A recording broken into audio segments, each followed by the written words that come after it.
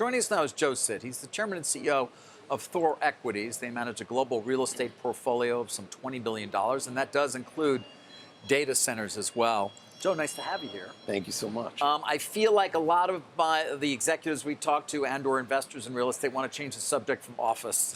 Yeah. They want to they're like, how about data centers? But, I mean, to be fair, it is growing very quickly. I do wonder, though, with so much capital chasing it, whether the returns are still going to be there.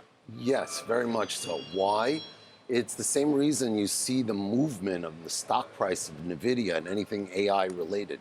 The voracious appetite for this new technology or the advancing of the technology is ginormous. So the capital first goes through a funnel. First it goes to those companies, first it goes to creating those chips, et cetera, et cetera. Then comes the need, real estate-wise, for the data centers and the storage.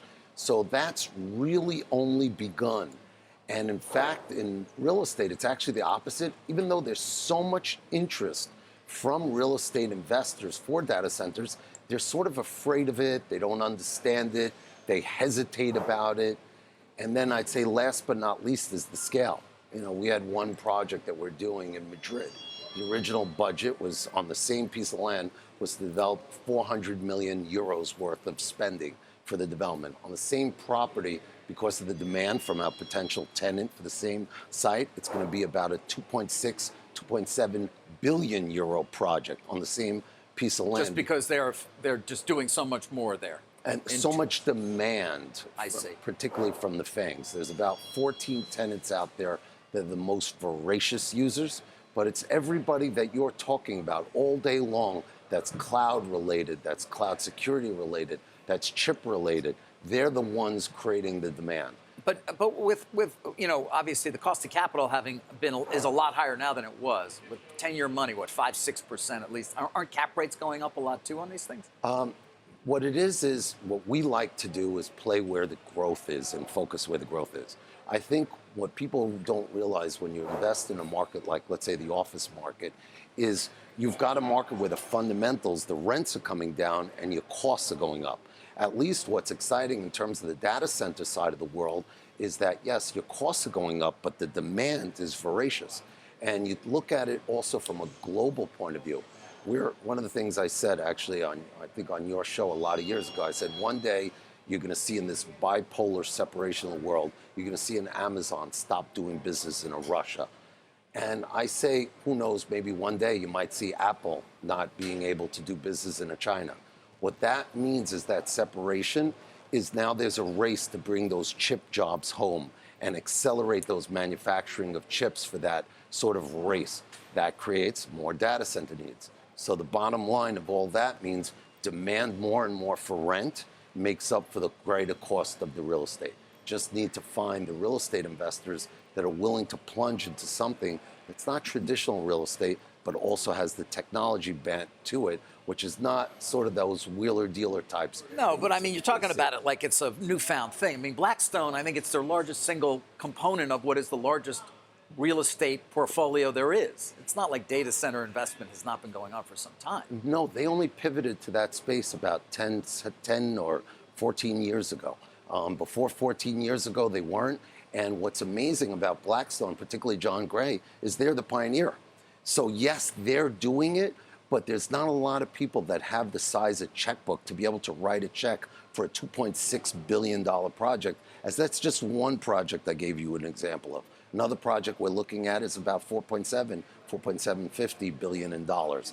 And there's such a limited amount of investors that have that checkbook ability to be able to put it out. So yes, what Blackstone is ahead of the curve.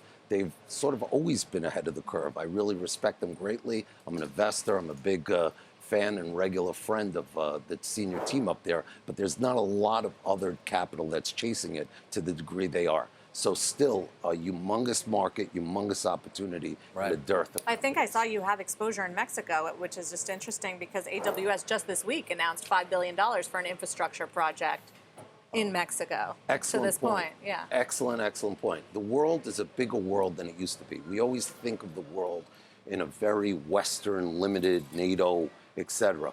But there's a ginormous world out there of emerging markets and growing countries. Mexico is just one of them, but yes, Mexico is an incredible opportunity in almost every asset class. I think we're probably the largest, the most active developer in that country over the last 10 years in all food groups. And I would say probably one of the most exciting is industrial real estate and data centers, because they're a little later coming to the game, but still have that voracious appetite. That's also why you see sort of the world changing back to what I was starting to say. Let's say China, if they're doing less business with America, they're looking to do it more in many of those emerging markets. Right. So whether it's ourselves in America or China, we're both sort of also competing for those markets. Joe, finally, I do want to come back to office, though, and just get your take in terms of where you see things going. Are you going to have a lot of stressed properties on your hands in terms of needing more equity, and or how that portfolio looks for you from that perspective on office? I don't know if we were smart or just plain lucky, but we sort of been thematic folks that are constantly pivoting and moving to where the demand is. So we evolved as a business, as a commodity office guy, then to a technology office developer, then to a life science biotech user. And then sort of because of the highs of COVID, we sort of like exited that, might look to revisit. So while we've got a little bit of pain here and there, some legacy assets, overall we're blessed that we sort of had to free up the capital to chase industrial, to be able to chase data centers. So sort of the need for capital made us lucky, so to Can you speak. change office? Can you repurpose office buildings into data center buildings? I mean, because there's probably a supply problem with the data center and a demand problem on office. Excellent question. And it's not just data centers. I think it's everything that's happening should be revisited. Like I was talking to a friend the other day that was just telling me what a challenge he had in New York City finding short-term storage space. And that lit up a light in my head. I says, you know what? Office is getting so cheap. Maybe take one of those office buildings, turn them into short-term storage space.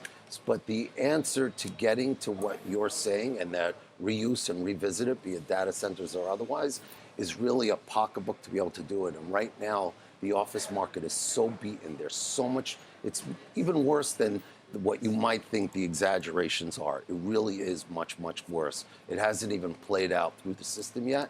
And so, because they're now currently they're zombie owners. If I owe more to my bank than my property is even worth, how hard are those office guys really working on it?